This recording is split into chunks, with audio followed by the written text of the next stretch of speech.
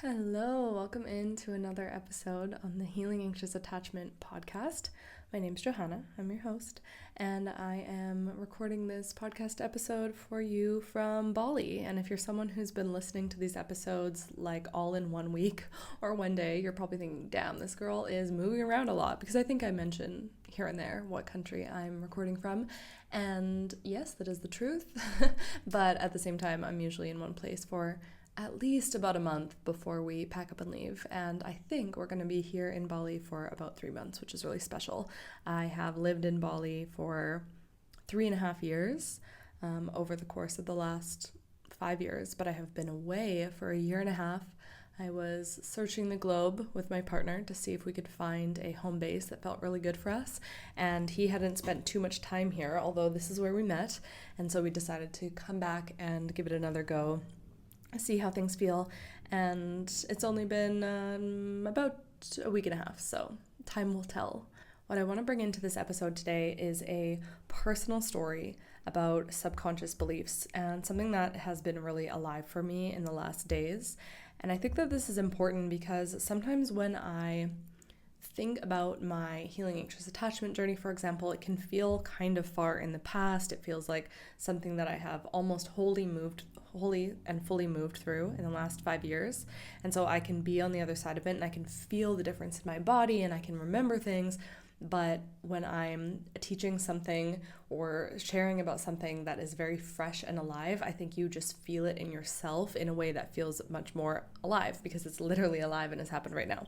So the point of me telling you this story is so that we can walk through an example of uncovering the deep, deep roots of our core wounding and our core basically painful or limiting unconscious beliefs. Because ultimately, like at the very, very bottom of it, most of our fear and wounding comes down to the wound of separation. So this fear or thought that we feel alone, that we don't belong, that we are separate from the other, that is what innately in our primal human being is our fear. And then there's different fears on top of it. So we talk about the worthiness wound, for example, like I'm not enough, I'm not worthy of this, really common in anxious attachment. And then there's other layers where we can talk about things like father wounds and mother wounds and generational wounds and scarcity wounds, or the sisterhood wound.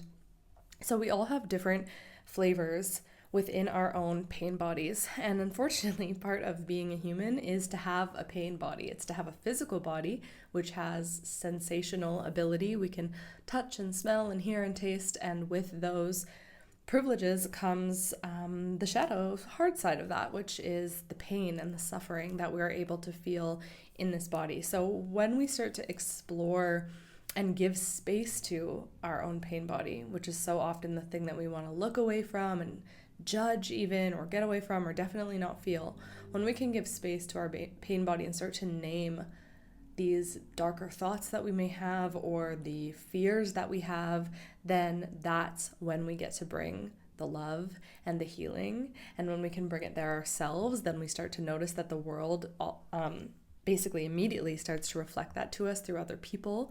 We may start to gather evidence on where it's already true that we weren't seeing because we were so blinded by this subconscious thing within our body that believes there's something wrong with us and that something is true. So I'm in a shadow work course this month with a coach named Andrew Pierce. Maybe I've mentioned him before. I've taken some of his trainings. And he mentioned something the other day where he said temporary personal truth.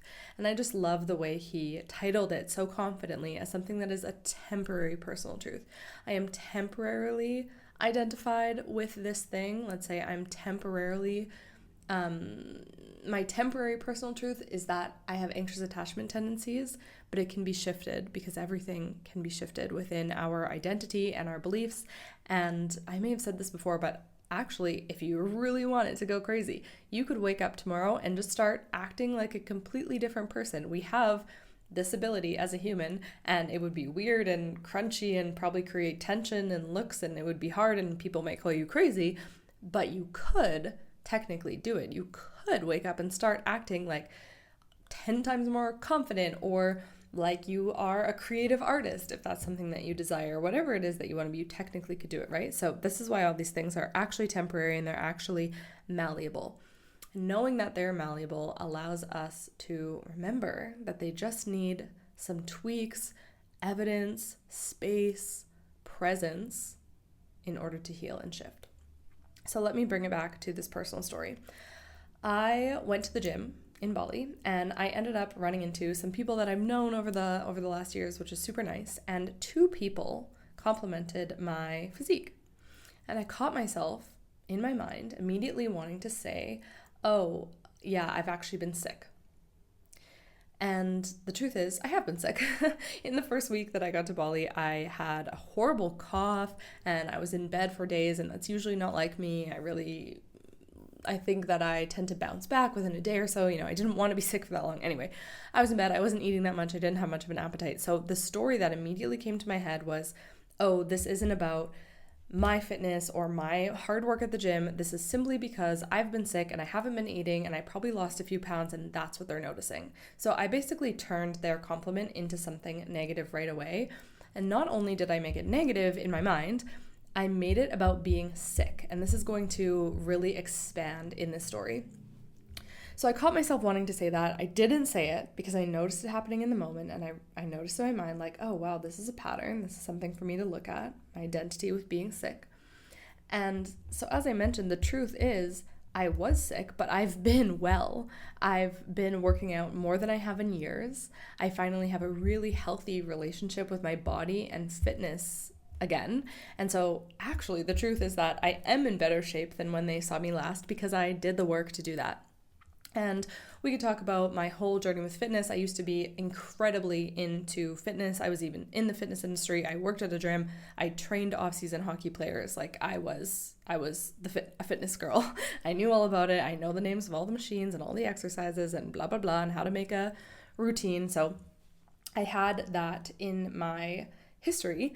And then I got really sick in 2021, and it was a very bizarre, like no diagnosis situation where my skin was just absolutely peeling off my body. It was like eczema gone mad, and it took me a really long time to heal from it and to figure out what it was. In the end, the reason that it happened was this huge inflammatory response because my cortisol was really messed up. And actually, I'm not going to go into the whole story, but just imagine your skin peeling off for basically 2 years, coming and going in waves when you didn't know what was going to happen and feeling like you're on fire from the inside. So because of that, I had some trauma at the end of it. I was really scared of getting physically warm in temperature, like hot. I was scared to be in the sun. I was scared to sweat because that would create heat in my body, which would cause so much pain in my skin. And I'm talking like the skin around my eyes was peeling, the skin on my hands, my thighs, my neck, everything, like bleeding every day, okay? So sorry for the graphics, but just to explain how intense it was. So when I was sick, I had this big light bulb moment where in the lowness of that, in the sadness and feeling defeated and hopeless, I realized all that I wanted was for my parents to take care of me. And what I saw in that was the potential that I had manifested this very complex illness as an indirect and very subconscious way to get attention from my parents because I had a belief that my parents didn't take care of me. On a practical level, that's not true. My parents took very good care of me, abundant care of me. I had more than enough, roof over my head, clothes, food, all the things, went to a good school, like very, very taken care of in that way. But my little inner child had an experience where emotionally she wasn't taken care of, where I didn't feel like I mattered, basically. So now as an adult, literally almost, over 25 years later at the time, I had manifested, right, this wound in my body, which is echoing outside of my body all the time, manifested into months and months of illness in the hopes that my parents would take care of me. And that was a really big one to work with because I thought, wow, how could this be true that I have made myself so unwell? Like, on an adult mind level, on a logical level, this is not worth it. This is not worth the trade-off. I don't need my dad to text me. I don't need money. Like, please, like, this is not what I want, On a mental level, I was like, this is not what I want. How could this be happening? But on a physical level, I could see that in my pain body and my emotional wounding, this actually added up perfectly well. So since that happened and that kind of wrapped up, I've continued to have weird symptomatic things. So I was getting these eye migraines for a really long time. I got vertigo randomly here and there. And it was always these sort of elusive things that I saw. I had to really look at, okay, what are the benefits of these sick things that are happening to me? Because when we have something we don't want, and this is part of shadow work, if I'm experiencing something I don't want, then I ask myself the question, how is this working for me? If I'm experiencing sickness, how does that work for me? Well, one of the ways that it really worked for me was that it gave me permission to rest, something that I would never give myself unless I was sick, something that I never saw my parents give themselves unless they were sick. And even if they were sick, it was for one day, maybe one day. Even still, my dad would probably go to work for the morning and then he would, rest after lunch for the end of the day. And that was it. So being sick worked out for me because my body was actually craving rest. My burnt out body was craving rest. Now, let's just bring this back to anxious attachment style, just to try and keep it on brand here on a big picture level. Why might anxious attachment be working for you?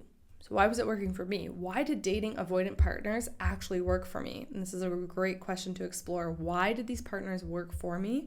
And in my case, dating avoidant partners actually protected me from having to really open up because I could focus all my energy on them and saving them. If I dated avoidant partners, then they were always the problem and I didn't have to be the problem because their behavioral aspects were always so much more clear that I could kind of hide behind any of my shadowy stuff or my poor communication or my poor boundaries or my subtle emotional manipulation because they had more overt or obvious ways of being, quote, the problem. So that's all the ways that it worked for me. And this is just to highlight how these things can be really convoluted.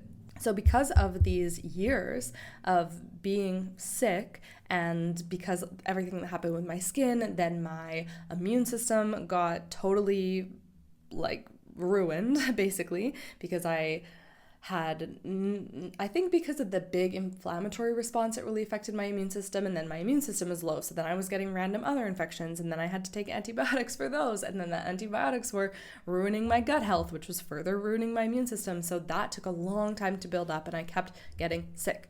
So the story that I had was now that I am a sick person, and I can see that this path also leads to autoimmune diseases. And my mom has an autoimmune disease, and it's just not the direction that I want to go in. So it's really important for me to be really connected to my body and conscious of my body and conscious of the thoughts and the emotional stuff that's in my body and make sure it gets released so that my body can find balance and harmony. And I have been keeping an eye on this experience, right? Because it's really prevalent in my life of what's my story around being sick?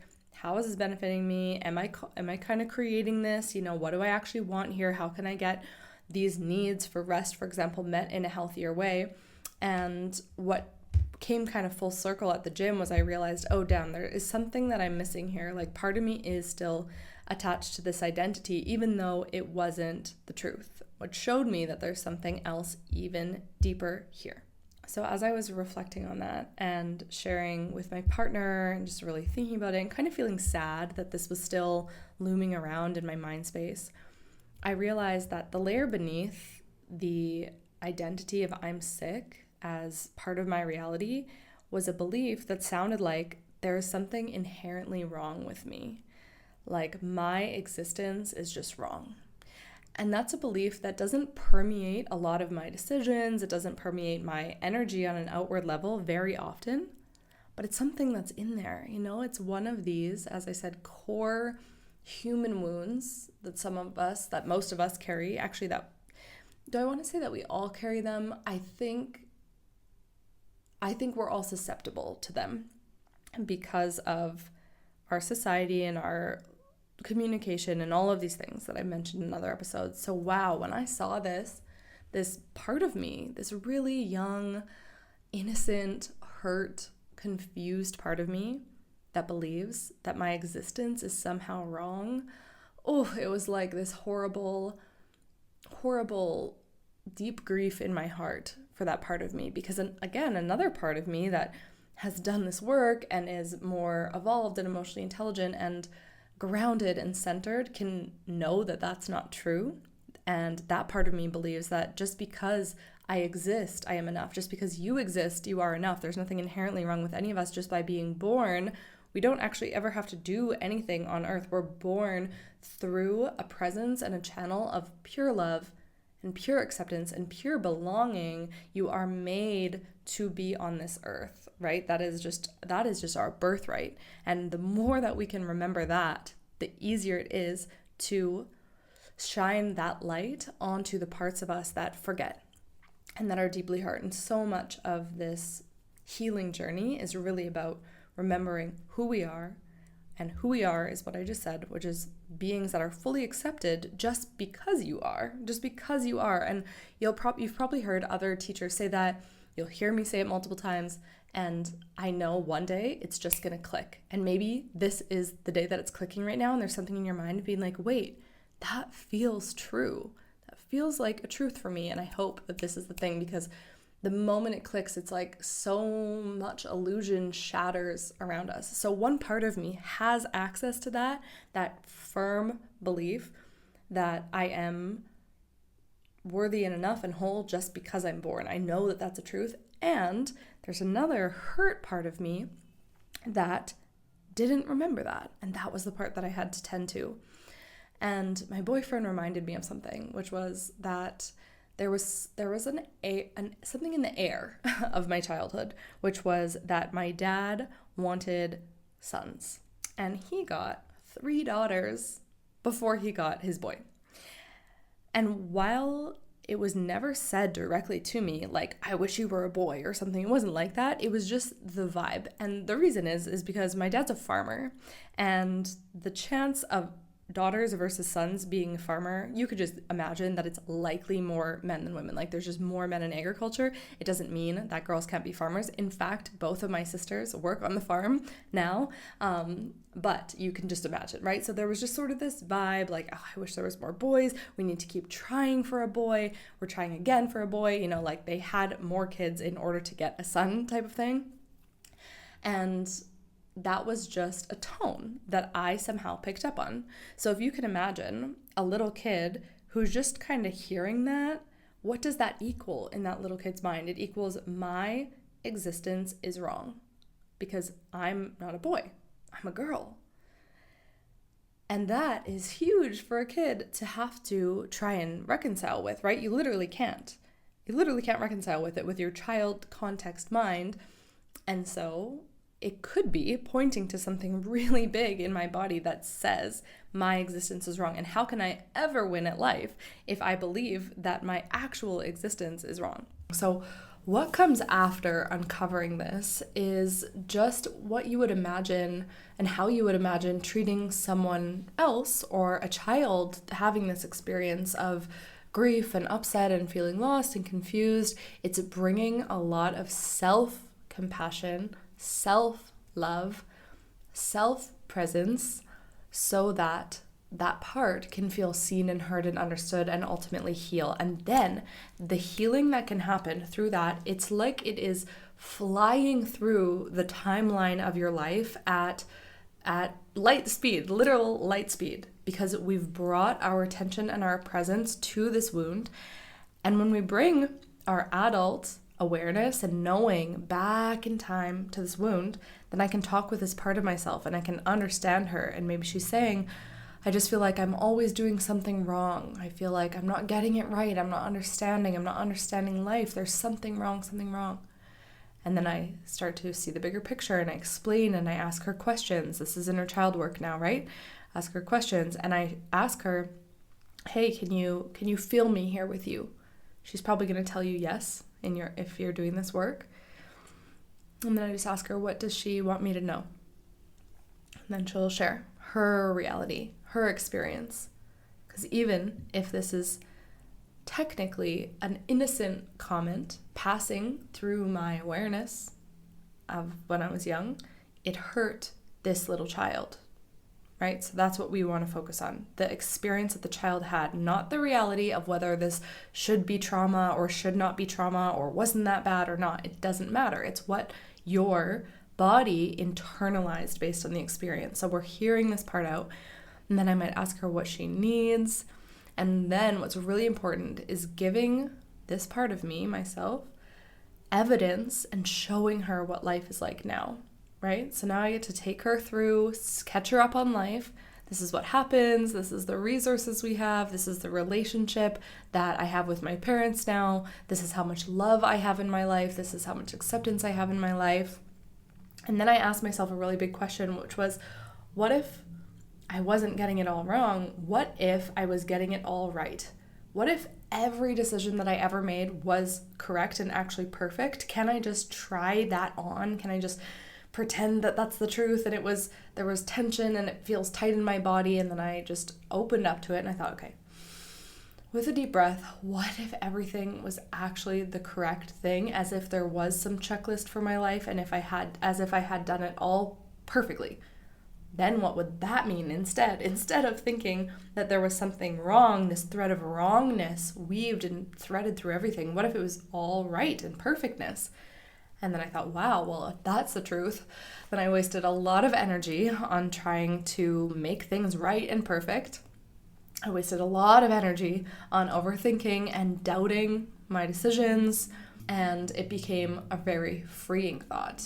Okay, if I could look at all those people that I dated, the choices that I made, the places that I moved around in, even the ones that I didn't like, if those all led me to exactly where I was supposed to be, which is this moment now, this deep healing moment, which is now not only just a moment for me, I'm just realizing this out loud, it can be a moment for other people.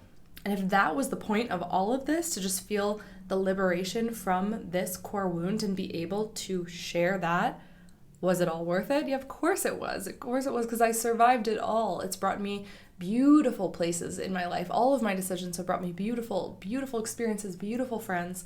And so I was able to look at reality from a different angle. So you can take out of this story, maybe you can see it, but you can take out of it an example where you can take yourself through the same thing. You know, what am I making these things mean? Let me actually try and summarize it from a really practical place. So bringing it back to the beginning, the first thing was that I had a problem, right? The problem was that I was sick. I was upset about being sick for a long time.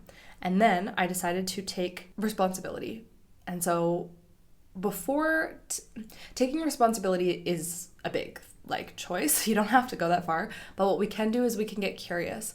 Because when we're willing to just be curious about the situation, that's a way to immediately shift what's happening, because now I'm no longer in the victimness of it or the self-blame of it or whatever the story is. I'm now curious about this. And the curiosity comes through the question of, why is this benefiting me? This is shadow work stuff, okay? This is hard, self-confronting stuff. Why is this benefiting me? And specifically, what need is this meeting? What need is this meeting? My need to be taken care of, my need for love, whatever it is. How can I meet that in other ways? Where is that actually already being met in my life? And am I willing to do something about this right now? You don't have to be willing, but you have to know if you're willing or not. That self-honesty is super, super key to making any transformation. This is something that's also been reiterated in the shadow work course that I'm taking. We have to know what our willingness level is or not. If we're more comfortable being where we are, and that's the truth, then a willingness to change because the change feels too scary, then that's okay. We just have to know what the truth is, and then we can maybe try something else or a different perspective or a different question. So am I willing to change, basically?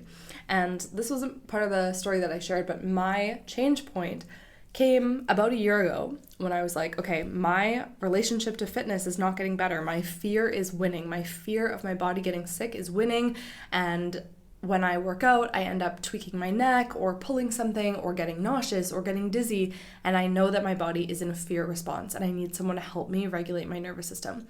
So I hired a movement specialist because I did have a lot of pain and I did have previous injuries. So I hired a movement specialist who was also great with mindset work, and he helped me understand that my body is not attacking me, that I am not inherently broken in my body, that I am strong, that my body is resilient, and that gave me the encouragement because I invested my energy in a different reality, in the reality that I could be strong again because I trusted this person and I saw that there was potential and I knew it could be my truth, but my what did I just say? The temporary personal identity was that I wouldn't be a fit person again. So I invested literal money, I invested my time, and I was accountable, and I broke the pattern. And now I can catch that in real time and I can choose a different way. I can choose to move my body in a way that is supportive for what I need that day. I can choose to move my body in a way that is supportive to where I am in my cycle instead of what I used to do, which was just push through super hard workouts to try and be an intense person. So that's just a sort of sidebar of this. I'm sorry if this is getting a little convoluted. I hope you're still following me. And the final piece, which didn't come until just recently, was this looking deeper of what am I making it mean? What am I making it mean that I am a sick person, right? This is my belief. What am I making it mean? Ultimately, at the bottom of that, I was making it mean that somehow my existence was inherently wrong, and that was the place that needed healing. So this takes you on the journey of uncovering something that is the surface level thing we experience, the problem we interpret, all the way down these deep levels of the subconscious into the core wound. And when we meet the core wound, it's very important to bring, you already know, right? Because you heard me say it, love, presence, compassion, patience, gentleness. And sometimes we have to do that over and over and over again till that part of us feels and receives and reorients to love being available to it. Because just like with a child, you can't just be nice to them once and then they're just going to be great and happy forever, right? We have to continue to tend to these parts of ourselves, and that's going to be basically a lifelong experience. We can really mature these parts of ourselves. Like I said, you imagine that healing just going through the whole timeline of your life, and that's what creates really big shifts. And at the same time, we have such tender parts of ourselves. They don't always have to be young, but there will always be such precious parts of you within your heart that need your love and your attention. And ultimately, the core of who you are needs you to take care of her for life. The most important relationship you're going to have is with this inner being within you, the core of who you are, and that's one that we have to devote ourselves to above all else and continue to learn with and grow with and feel, what is this part of me, my soul, my heart, asking for now? It's going to shift and change. What is my capacity now? What are my boundaries now? What do I want to experience now? How do I need to be nourished now? And so it's a moment-to-moment, day-by-day relationship. And sometimes before we can get to that moment by moment, we need to go back and heal the past, the self-trust that maybe got broken, or these wounds that I've talked about. So I'm going to tie a nice bow on this here. It'd be really nice to hear from you how this story landed. I'll put my Instagram handle in the link below. And within the Becoming Secure membership, sometimes I call it School because it's on a platform called School.com, which is super easy to use. So in School, in your Anxious Attachment Healing School, there is a practice or teaching specifically called How to Heal Triggers and the Wounds that Cause Them. And that's where you get the less about me, more about you, specific framework for how you can go through a trigger, noticing not necessarily a problem, like I said in this example, but a trigger or a problem, but trigger is more the highlight, and work through it. Then there's also some somatic practices that are going to help you bring that through your nervous system so that you can train your body from being in a reaction or a fear mode or this sympathetic, fight, flight, freeze, or fawn, whatever yours is, response, to coming down into regulation. Also, so that you can learn what to say in a conflict situation to make sure that you're taken care of, what your body actually needs depending on what your survival response is. So the toolbox that you get from being in there is is just like invaluable. If you can take, I don't know, there's probably at least 50 different tools in there, but once you start to go through the videos, there's going to be ones that stick specifically for you. And if you can take those into your life, you will be saying, like the other members in there, like, how did I not know this sooner? Why don't they teach this in school? This would have made things so much easier. I feel so much better in my body. And that is just the tools that I want you to have, because it's knowing that information that I teach you in there, which is why I was able to work myself through this very deep thing, you know, like that was something, that process that I took myself through was something that I could have never done years ago. I wouldn't have even realized what was going on. I would have been stuck in the, how is this happening to me? I'm confused, like blame things, spewing out my stories in my language without even realizing it. And we have so much more control than that. We have so much more creatorship than that. And I want you to know that and embrace that and have the tools for it. So as always, I'm sending you so much love. I hope to hear from you or connect with you in school. And I will talk to you in an episode coming soon. Mwah.